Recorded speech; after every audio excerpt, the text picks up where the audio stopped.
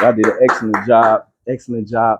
So as they share with us our mission, our vision, we're attempting to build individuals, provoke positive change, and ultimately transform the world.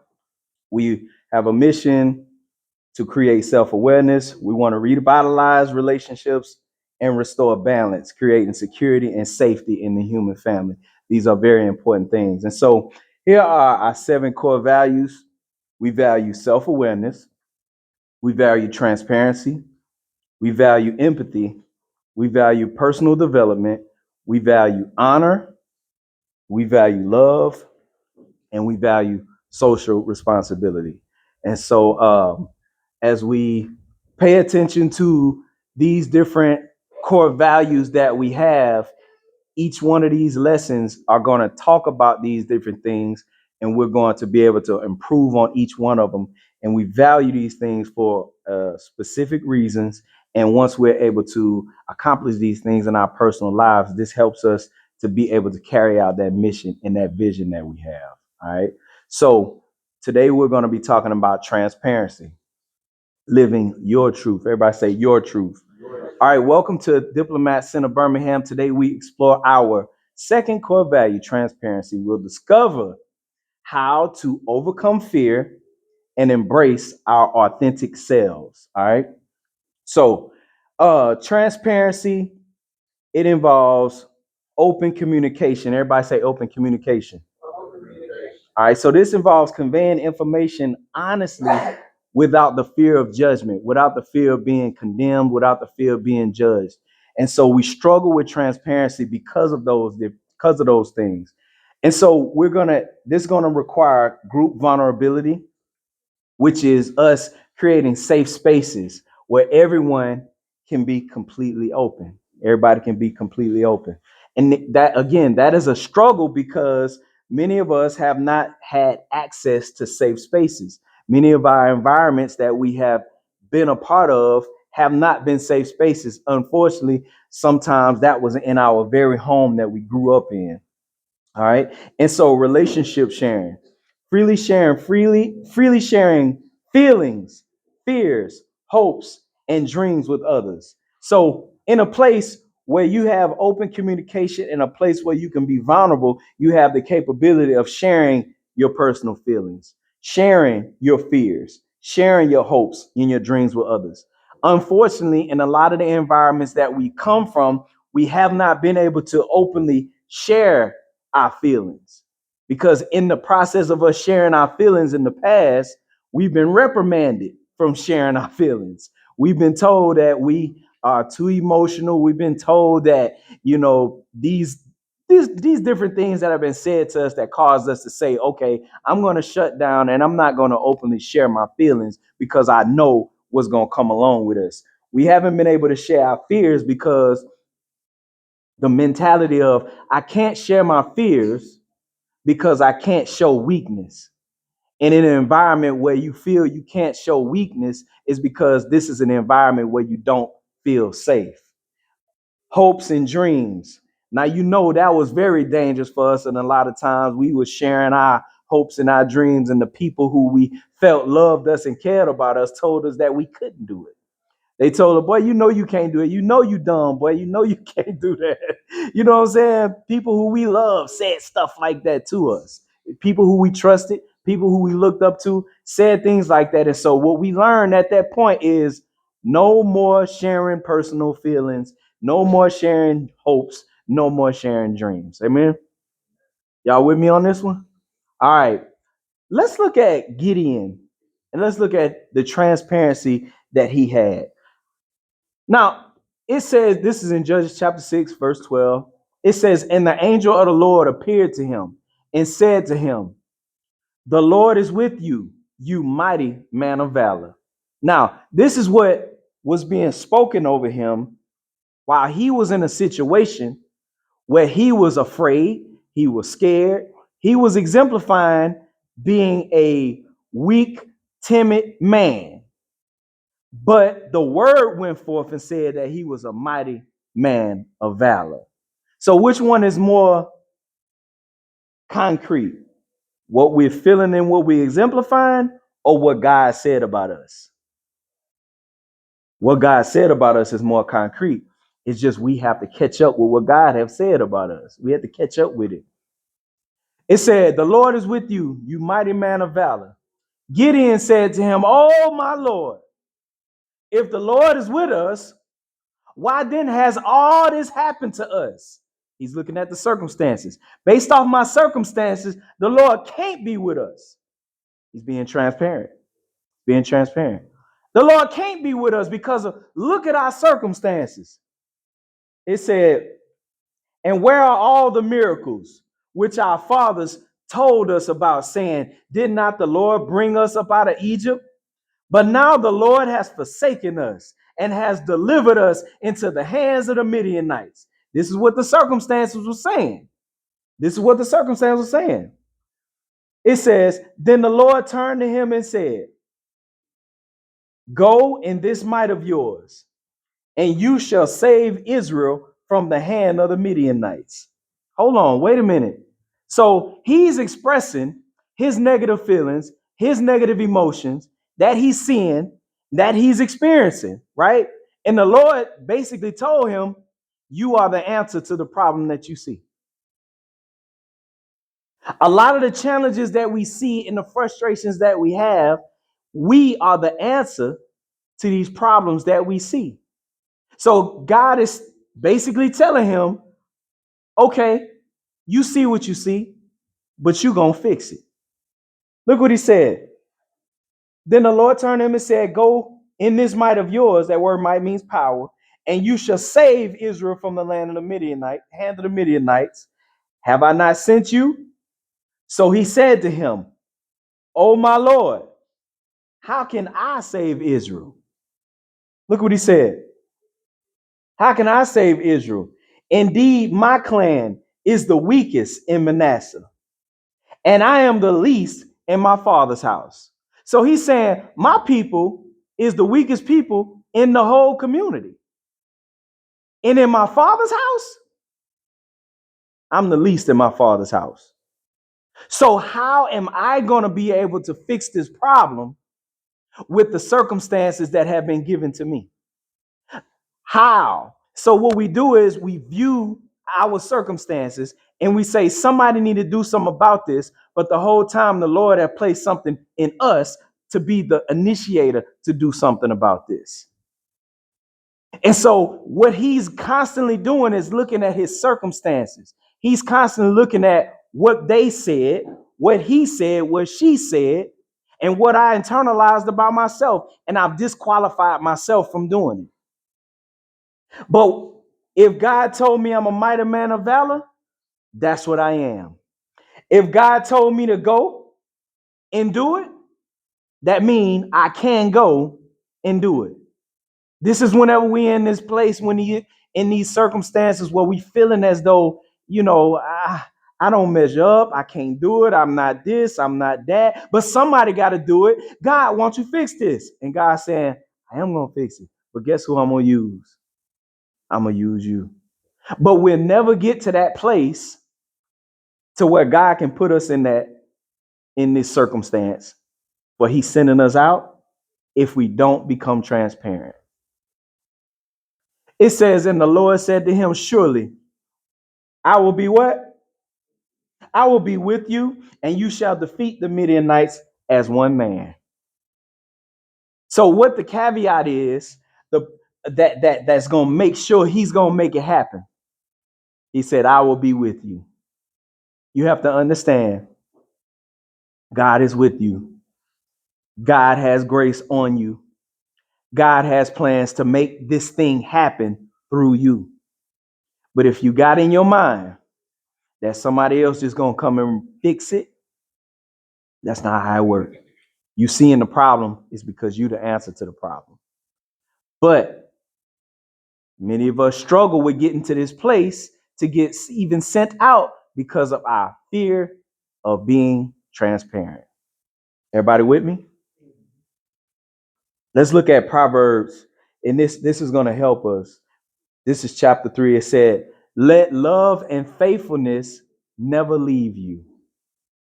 Bind them around your neck. Write them on the tablet of your heart.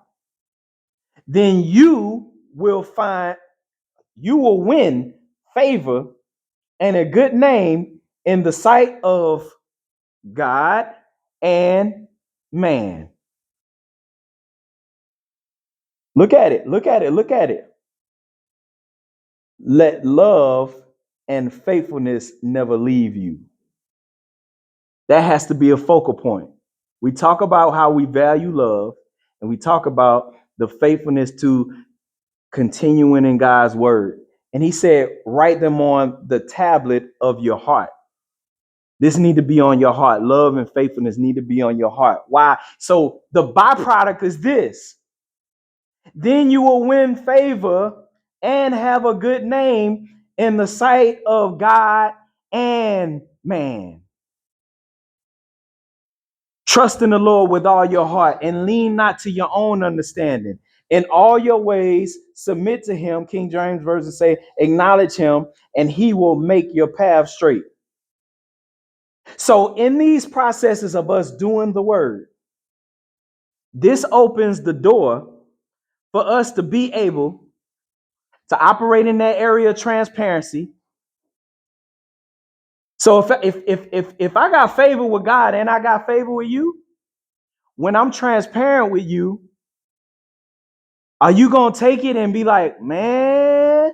Nah, you're gonna take that and you're gonna appreciate it and you're gonna hold it dear to your heart because I want favor with you. You understand what I'm saying? But I first got it with God. And so in these environments where we can pick that up from each other, this is when we're able to share, be transparent, share, be transparent. I love the beautiful relationships that I've been able to cultivate over the years, and where I feel that I have the capability of opening up and sharing certain things with you and being transparent with you. And I'm able to build a bond with you in that place. Right. And so that's what it is about. And it all starts with us finding favor in the sight of God and with man. This is us. Whenever we do the word, that's us trusting in the Lord with all our heart and leaning not to our own understanding. Because leaning to my own understanding in these circumstances, no, sir, I cannot be transparent with anybody. Because according to my understanding, this is not going to be beneficial to me because this is what my experience has been. Y'all with me on this? All right. Hindrances to transparency, lying. But why do people do this? People do this. Why do people lie? People lie because of the fear. But before we deal with the fear not appears 71 times in the Bible. So this is a commonly used phrase. But unfortunately, because of the fear, watch this, people lie to avoid what? People lie because of what? They trying to avoid embarrassment. What else they trying to avoid?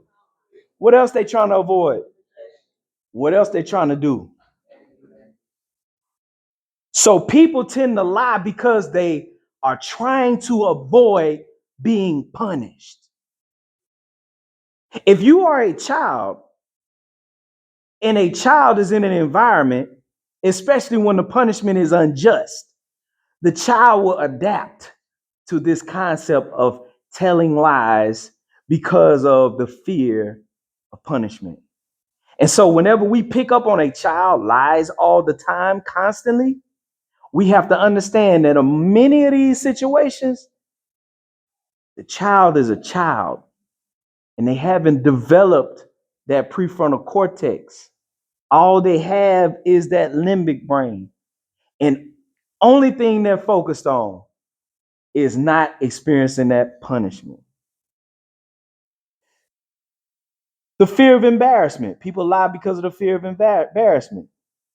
People lie because of the fear of conflict. They don't want conflict, so I'll just tell you this lie so that there be no smoke. People lie because of the fear of rejection. I don't want to be rejected, so I'm going to lie.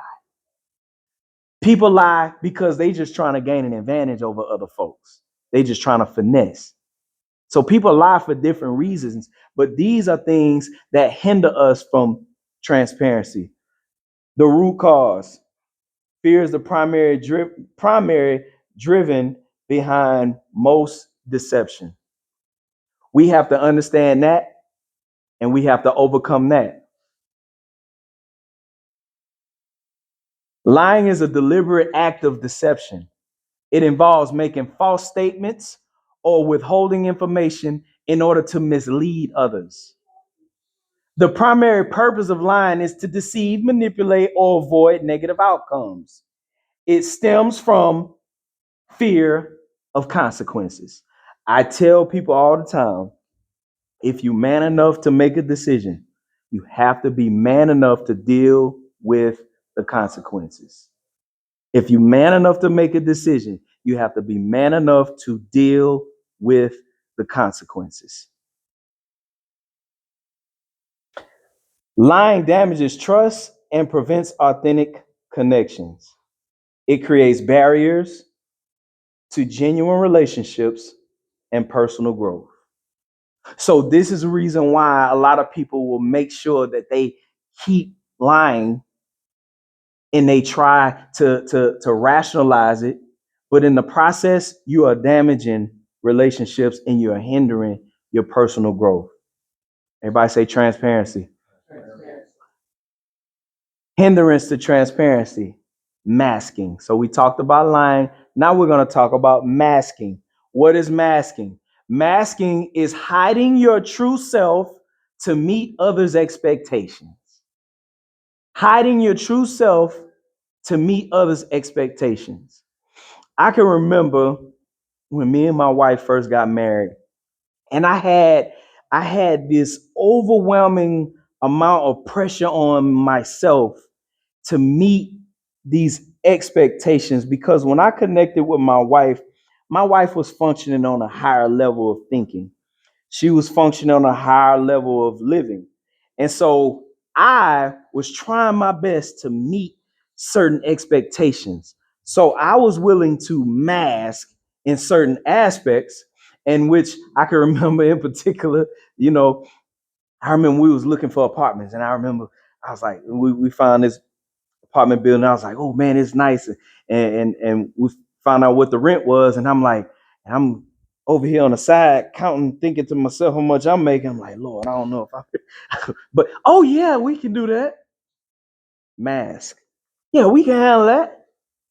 You see what I'm saying? And because of that, I was just simply trying to meet her expectation, because I had bought into myself. I had bought into the idea that I'm not enough, I'm not good enough, I'm not a good husband, I'm not going to be able to do this, right? So let me try to meet that expectation. Let me put that mask on. You feel me? And so we do that in relationships. Why we mask?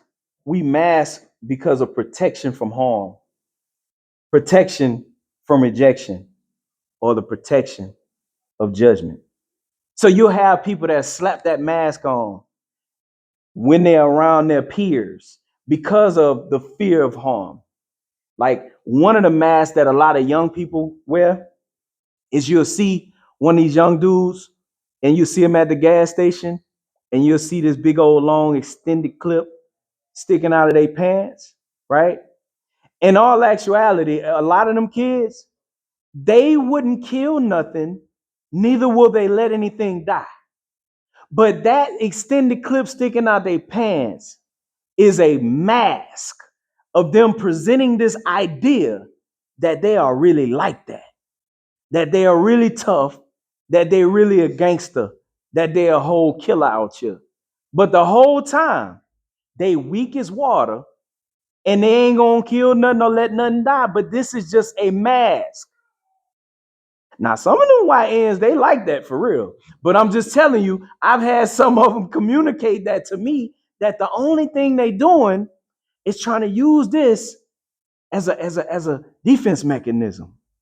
And I'm not really like that, man. I mean, if I was to shoot somebody, I mean, I might just like hit them in the foot or something, but I ain't gonna kill nobody. So you listening to this, and I'm like, bro, so you really ain't like that. All they're doing is wearing a mask because they're trying to protect themselves from harm. Some of our young people, they wear masks because of the fear of rejection.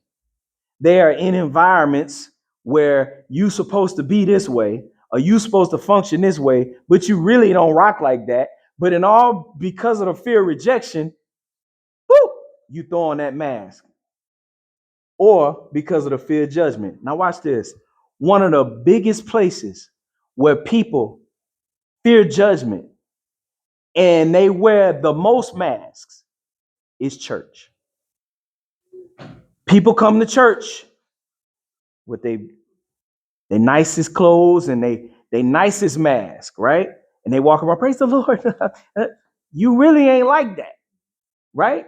But you, because of your fear of judgment, you might have something going on personally, but you can't present it to nobody in the church because they're gonna look at you wrong. They're gonna judge you. They're gonna stop being around you. And so as a result, people come to church and they mask. That's so unfortunate because coming to church should be the place where you can be the most transparent. But unfortunately, because of the religious culture of judgment and criticism and all those other things, people have learned that they have to wear masks. Everybody say that ain't right. The cost, disconnection from authentic self and others. So you going to church every Sunday and you not being your authentic self and other people not being their authentic self with you.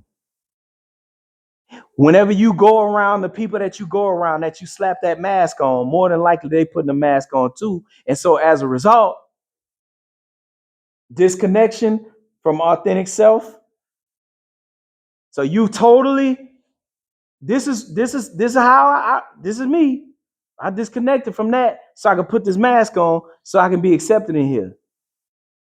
But the cost is you're gonna lose that disconnection with other people because of the mask. Y'all with me? We ain't gotta wear masks. Now, there's a difference between masking and code switching. Now, y'all all know about code switching. You know what I'm saying? I learned how to code switch from my mama. Yeah, I can remember when she would answer that phone or she paying bills or something, and she would speak so correctly. And I'm like, hey, hold on, mama, you don't talk like that. Mama, you don't talk like that.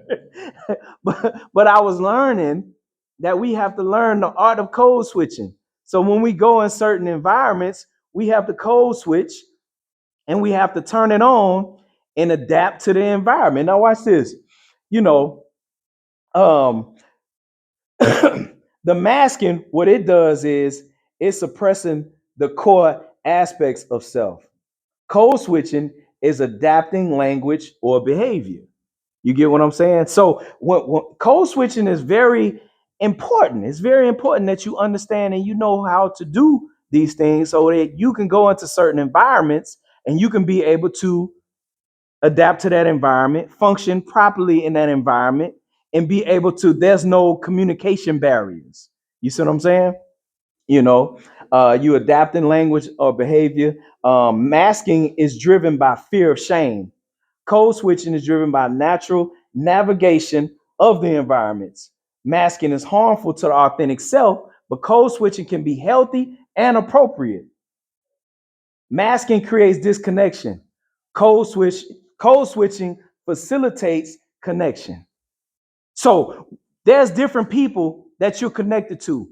You got your family, the people you grew up in the house with, you got people, your co-workers, you got people that you may associate with here or there or whatever the case may be. You need to be able to code switch in those different environments.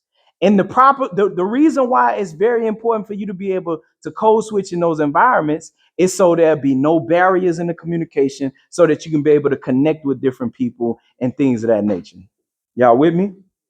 Everybody say transparency. The impact of fear. Fear of judgment. You worry about what other people think and their opinions. A lot of times we say, oh, I don't care what nobody think about me. That's a lie. That's a lie. You care what people think about you. And this is the reason why we have that fear of judgment, fear of rejection, concern about a not being accepted. That's a serious concern.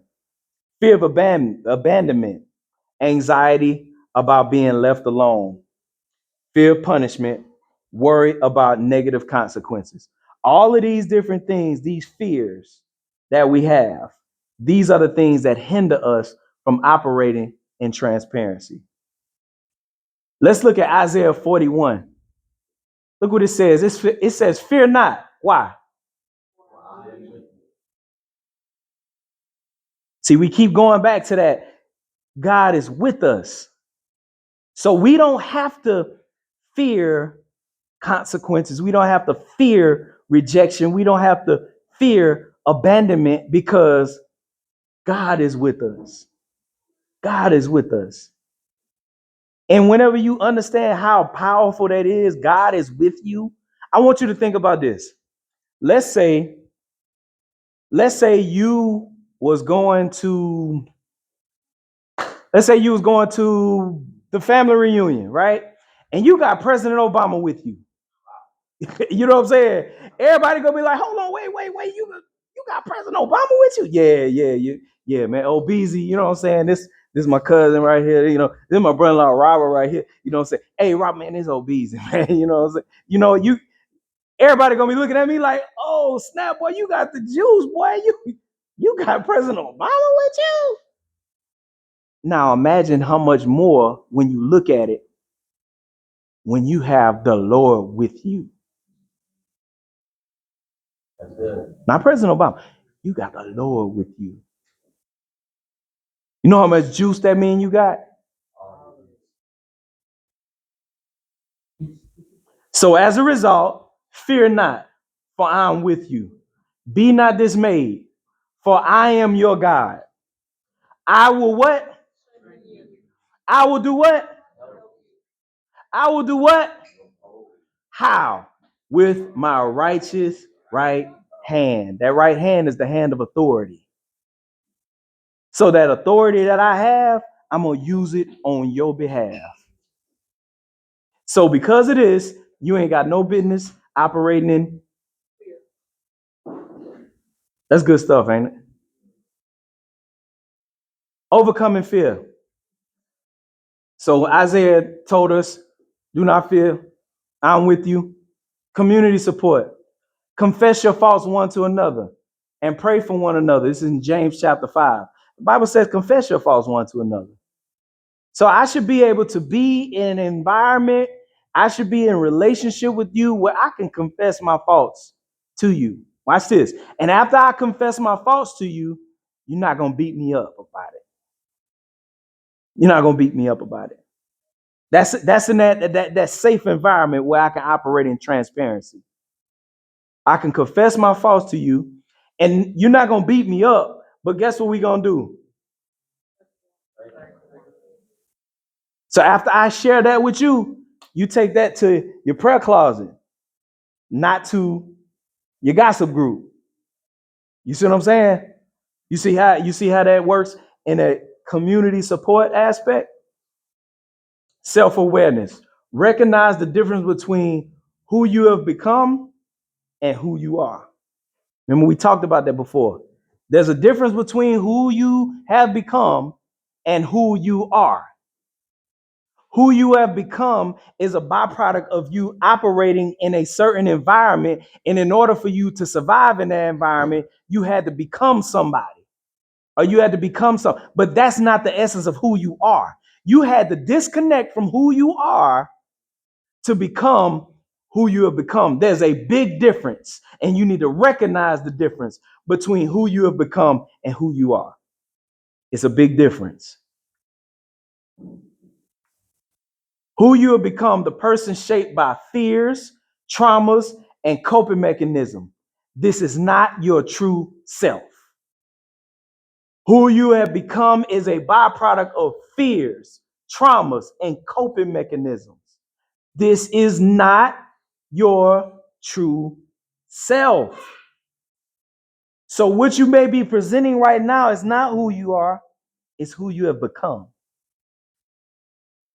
The transition, recognizing masks and lies, choosing to live authentically despite the fear.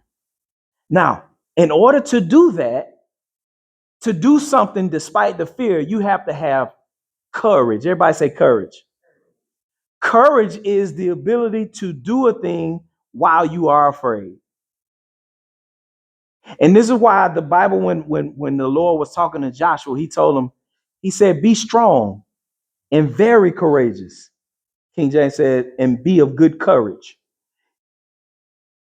There's a need for courage to be able to do these different things. But in the process of doing these things, you're able to connect with your authentic self, as well as other people able to connect with your authentic self. I had to, we'll talk about that later. This is funny. All right. Who you really are is who the scriptures, who God said you are. You remember Gideon was in that situation where he was afraid, he was scared, he was running, he was the least in his father's house. His family wasn't hitting on nothing. But what did God say about him? He said, you are a mighty man of valor. That's who God said he is. That's who you really are. Not the person you have become. That's who you really are. You are the light of the world. Your authentic self has unique gifts to share. There's unique gifts that your authentic self, it's a benefit to other people when they're able to experience those things.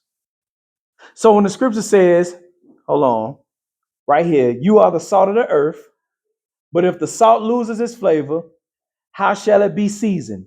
It is then good for nothing but to be thrown out and trampled under the foot of men. You are the light of the world. A city that is set on a hill cannot be hidden. Nor do they light a lamp and put it under a basket, but on a lampstand, and it gives light to all who are in the house. Let your light shine before men, that they may see your good works and glorify your Father which is in heaven. When we manifest who we are, the essence of who we really are, not who we'll become, that we are the salt of the earth. We bring seasoning to everybody we connect to. We flavor and we preserve the world.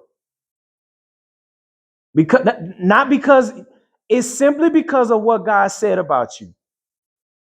You have to agree with what God says, aside from what you see, feel, or experience. A city on a hill cannot be hidden. Your true self is meant to be seen and to inspire others. It's meant for that. When people are able to come in contact